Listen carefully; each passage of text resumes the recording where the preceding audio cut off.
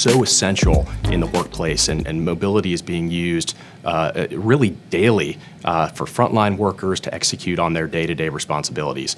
And things happen, and devices are going to break, and workers are going to have questions about their devices, they're going to get locked out, they're going to have issues, and it's really at that point how effective your support strategy is that's going to keep those workers' productivity up and running, and make sure that they're not impacted and there's not a lot of downtime, and making sure that they have backup devices ready to go. And that can really differ depending on the industry. In some cases, it can be really critical if you're in a transportation industry to make sure that downtime is minimized. Or in the case of a retail worker who's interfacing with a customer, there's revenue loss and other considerations there if there is worker downtime.